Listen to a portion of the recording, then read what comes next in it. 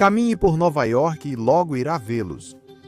Judeus racídicos são instantaneamente reconhecíveis, mas com todo esse reconhecimento vem todos os tipos de suposições. Você já ouviu os estereótipos? São vistos como judeus autênticos, super radicais ou presos ao passado.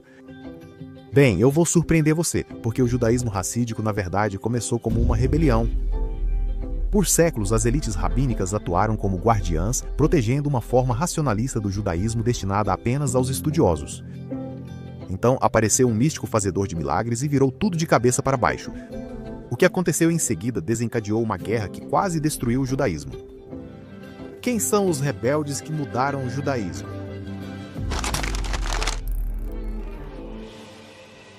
Os Hassidim são tão icônicos que se tornaram sinônimo de todos os judeus. O movimento tem só alguns séculos, originando-se na Ucrânia do século XVIII. Era uma época e lugar difíceis, principalmente para judeus. Os camponeses enfrentavam pobreza extrema e constante exploração dos proprietários que alugavam as terras de onde tiravam seu sustento. Só os judeus precisavam temer serem mortos pelos vizinhos. Qualquer coisa podia causar um pogrom, de uma revolta popular até, domingo. Então, as comunidades judaicas da Ucrânia faziam o possível para administrar seus próprios assuntos. A comunidade judaica resolvia internamente questões religiosas, civis, educação e assistência social, evitando recorrer a não-judeus, salvo extrema necessidade. No topo da hierarquia social judaica estavam os rabinos, formados nas casas de estudo de elite da Polônia e Lituânia. Eram estudiosos sérios que passavam seus dias mergulhados no Talmud e debatendo os pontos mais minuciosos da lei judaica. A educação sempre foi uma moeda social entre os judeus, e esses líderes eram guardiões respondendo perguntas, arbitrando disputas e definindo práticas judaicas para suas comunidades pobres. Suas comunidades eram pobres financeiramente e espiritualmente. Eu diria que o nível de alfabetização era muito baixo. Eles, no máximo, teriam a capacidade básica de ler um livro de orações. E nenhum senso de espiritualidade, uma sensação de que a espiritualidade é algo para poucos, uma elite distante. Acho que eles viviam numa geração de trevas profundas. O judeu ucraniano comum só podia sonhar em entrar nos famosos salões de estudo da Polônia ou da Lituânia. Eles se sentem marginalizados e até um pouco desrespeitados. E eles ainda têm um intenso anseio espiritual que, sem dúvida, está associado ao tipo de influências espirituais de toda a região, a proximidade com a natureza. E eles querem encontrar uma maneira de expressar isso. Então, eles dependiam dos rabinos da comunidade para resolver qualquer dúvida que pudessem ter, o que significava que o judeu comum fazia mais ou menos o que os rabinos mandavam, mesmo que não entendessem o motivo. Mas a falta de educação deles não diminuía sua total devoção, tanto a Deus quanto a uma visão de mundo impregnada de magia e misticismo. A tradição judaica reconhece o sobrenatural. Ao longo dos séculos, comunidades criaram rituais e superstições para afastar demônios, curar doenças, remover maldições e prever o futuro. Existe uma longa história milenar de judeus recorrendo a diversos dispositivos teúrgicos, como amuletos, pedaços de orações, fios vermelhos e coisas assim, para agir como uma espécie de oração física, uma oração manifestada em forma física, como um ato para, moldar o universo em que vivemos. Agora, o judeu comum achava difícil invocar Deus. Os judeus da Ucrânia buscavam os Baal Shem, fazedores de milagres chamados mestres do nome. Diziam que esses mestres sabiam os nomes de anjos, demônios, espíritos malignos e até de Deus. Eles faziam milagres usando a tradição cabalística para evocar nomes. Esses Baal Hashem também tinham outro papel nas comunidades ucranianas do século XVIII. Eles se dedicavam não só a Torá, Halachá e Talmud, que todos dominavam profundamente, mas também aos aspectos práticos, experienciais, sobrenaturais e místicos. O que eles realmente faziam era passar seus dias indo de comunidade em comunidade, de cidade em cidade, encontrando pessoas que eram viúvas, órfãos ou pobres, arranjando empregos para elas, trabalho para elas. Eles ensinavam, traziam pessoas e educavam crianças. Alguns Baal Hashem eram estudiosos imersos na tradição cabalística. Outros usavam conhecimentos médicos para curar. Mas alguns não eram nada além de charlatães, explorando os ingênuos com amuletos que não conseguiam ler, rituais que não entendiam e remédios duvidosos que não faziam efeito algum. Assim, era uma grande honra ser não só um Baal Shem, mas um Baal Shem Tov, mestre do bom nome. Quanto mais milagres você realizava, mais provável era que fosse visto como alguém legítimo. Ninguém era mais autêntico que o homem que iniciou o movimento racídico. Tão icônico que hoje é conhecido apenas como Baal Shem Tov. O Baal Shem Tov, também chamado Best, nem sempre teve esse nome. Ele nasceu como Israel ben Eliezer. Os detalhes de sua vida são escassos e variam conforme o narrador. Veja o que sabemos. Um grande avanço do ponto de vista histórico ocorreu quando um grande estudioso da Universidade Bar-Leon aproveitou o colapso do comunismo e voltou para realmente acessar esses arquivos poloneses, que até então estavam em grande parte fechados para pesquisadores ocidentais. Eles não demonstram os mesmos milagres e afins, mas o que eles refletem é o fato de que ele era claramente um indivíduo que era muito respeitado pela comunidade judaica. Ele não é uma invenção da imaginação das gerações posteriores, mas sim uma pessoa de considerável estatura e liderança quando chegamos à segunda metade do século XVIII. Esse detalhe empolga historiadores. Se você perguntar a um Chassid sobre o Baal Shem Tov, ele responderá de outra forma. Ele foi o último receptor de uma tradição muito antiga, de prática espiritual judaica que estava profundamente enraizada na Kabbalah. E não apenas na Kabbalah teórica, mas nos elementos realmente transformadores, experienciáveis e proféticos da tradição cabalística. Ele era um curandeiro sobrenatural que realizava curas milagrosas, canalizando energias divinas com ciência e meditação. Ele uniu o caminho místico e experiencial e realmente transmitiu isso de uma forma revolucionária, não apenas para a elite, mas disse que todo agricultor de batata deveria ter acesso a esse conhecimento e experiência. Mas o Baal Shem Tov não era só mais um fazedor de milagres. Ele era um professor e um líder que amava profundamente seus companheiros judeus. A maioria das elites rabínicas desprezava o homem comum, pobre e quase analfabeto. Mas o Baal Shem Tov via todos, mesmo sem instrução, como centelhas preciosas do divino. Claro, o judeu comum não sabia o suficiente para debater o Talmud, mas havia outros caminhos igualmente válidos para Deus. Como cantar músicas repetitivas e sem palavras que induziam os cantores a um estado meditativo para melhor se comunicar com Deus.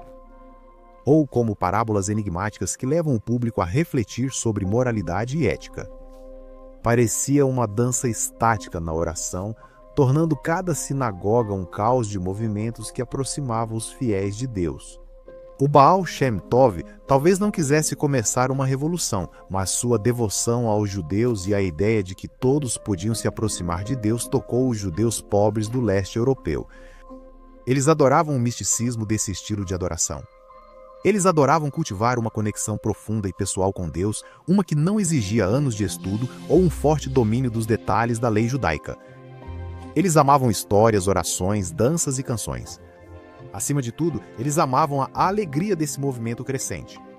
Aqui não havia ascetismo, esnobismo ou racionalidade estrita, só a sensação de ser profundamente amado por Deus e pelos outros judeus. O Baal Shem Tov lembrava seus alunos de que Deus os amava a todos com igual fervor, desde o mais simples carregador de água até o mais erudito dos estudiosos. Ele fez as pessoas comuns se sentirem importantes pela primeira vez. Elas estavam na Terra para um propósito único que só elas podiam cumprir. Ele ensinou que, com prática, poderiam alcançar uma relação transcendental com Deus, uma unidade com a fonte da vida. Para o povo comum, tudo isso era uma revelação. Baal Shem Tov, muito antes dos psicodélicos, foi o primeiro a democratizar a experiência espiritual. Ele recentrou isso de volta ao núcleo da Torá, ao núcleo do judaísmo, que era viver em consciência divina com a fonte. Ele abriu o lado experiencial e estático, não para acreditar em Deus como teoria, mas para ter fé mesmo com uma vida miserável. Quando a vida é difícil e esmagadora, feche a mente externa e abra-se para uma experiência e revelação divina direta, recebendo poder sobrenatural e energia de cura transformadora. Ele afirmou que não é preciso dominar todo o Talmud ou Torá para acessar isso. Quando o Baal Shem Tov afirmou que todo judeu podia ter uma relação pessoal e profunda com Deus, falou sério. Logo, as mulheres judias se dedicavam tanto quanto os homens, cantando, rezando, meditando e buscando a Deus igualmente. Sem dúvida, o movimento racídico realmente desafiava normas em várias áreas. E um dos muitos tipos de efeitos colaterais de desafiar as normas também significava que as mulheres podiam desafiar a norma. E é por isso que você tem um crescimento fascinante de mulheres realmente interessantes e incomuns que se tornam líderes racídicas. Muitas das Rebetzins, talvez as esposas dos próprios rebes, muitas vezes alcançam enorme destaque, às vezes atendendo ao público feminino e às vezes ao público geral. Lembre-se que vivemos um período de grandes mudanças e avanços tecnológicos rápidos. Você tem o crescimento de muito mais materiais impressos disponíveis, você tem mudanças políticas em andamento, muitas coisas estão acontecendo. De repente, as mulheres passam a ter mais papéis no novo movimento racídico e definem novas funções para si mesmas. Sim, seguiam as normas religiosas judaicas. Não havia dança mista, nem mistura inadequada. As mulheres eram vistas como esposas, mães e donas de casa, mas também deviam buscar uma relação íntima com o divino e alegria em seu propósito. Não surpreende que o movimento tenha crescido. Décadas após a morte de Baal Shem Tov, seus alunos já difundiam sua mensagem amplamente. As elites rabínicas logo perceberam e não gostaram do que viram. Hoje, as pessoas veem o mundo racídico pela ótica americana moderna e consideram-no uma das culturas mais conservadoras, conformistas e tradicionais do mundo. Isso começou como o movimento revolucionário de vanguarda mais contracultural do mundo, e em sua essência ainda é. Figuras de autoridade raramente apoiam movimentos contraculturais. As coisas iam piorar entre os Hassidim e a velha guarda da elite, que logo se chamaram Misnagdim, ou seja, opositores.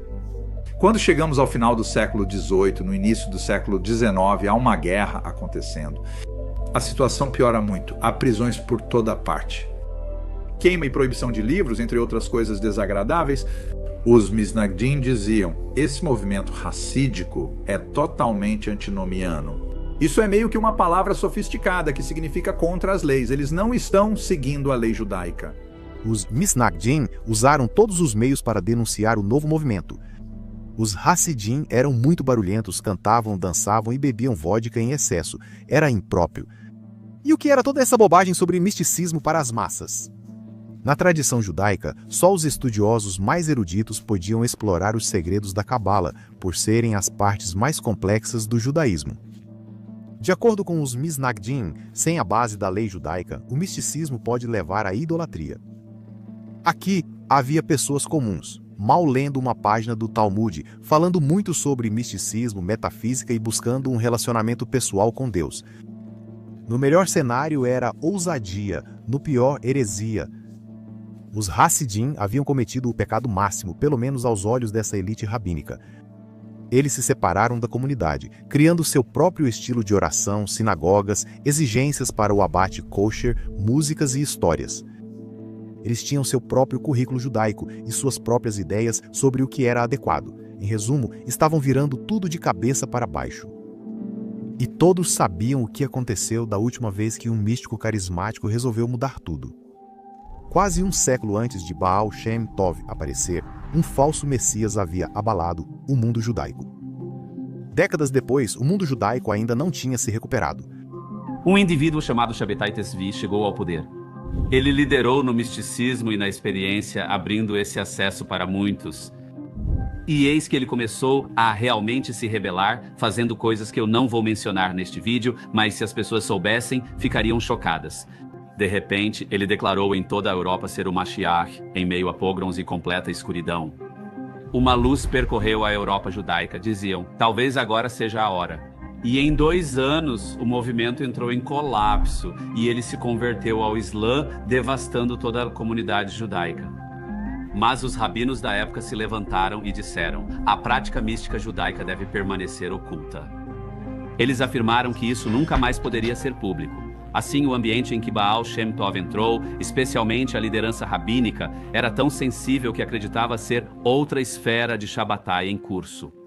E eles foram rápidos em reprimir. Não dava para colocar o gênio de volta na garrafa. Os Hassidim eram muito ligados às tradições, rabinos e visão de judaísmo. Nenhuma quantidade de repreensões iria mudar a devoção deles. Talvez a excomunhão resolvesse? O rabino mais proeminente da Lituânia, tão erudito que ainda é chamado de gênio de Vilnius, liderou o ataque contra os Hassidim. Assim como eles, ele também era profundamente envolvido com a cabala e o misticismo. Mas é aí que a semelhança termina.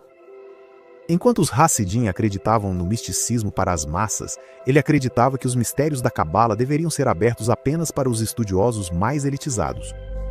Enquanto os Hassidim enfatizavam a alegria, ele era um asceta, totalmente desinteressado por prazeres como comer ou dormir. E ele não tinha absolutamente nenhuma intenção de deixar esses agitadores causarem mais danos do que já haviam causado. Então ele os excomungou. O conceito judaico de excomunhão está enraizado na Torá. No século XVIII, os rabinos já tinham criado um protocolo para banir pessoas da comunidade. O ostracismo pode parecer leve, mas lembre-se, o judaísmo é coletivo. É uma religião comunitária. Rezamos, celebramos e lamentamos juntos. É literalmente impossível praticar o judaísmo plenamente sozinho. Mas os Hassidim não estavam sozinhos. Já eram um grande movimento, uma força reconhecida, apesar dos opositores. E seus opositores realmente tentaram. Hoje, essa batalha pode soar ridícula para alguns. Na prática, há poucas diferenças entre Chassid e Misnagid. Eles tinham outra abordagem para a educação judaica e valorizavam aspectos distintos. Mas, quando se tratava de rituais, da prática judaica propriamente dita, as diferenças entre eles eram em questões menores. Eles discutiam sobre coisas como o quão afiada a lâmina usada no abate ritual deveria ser, ou até que horas da manhã era permitido rezar. Isso era importante para eles. Tão importante que os Misnagdim queimaram textos racídicos, receando heresias que pudessem conter.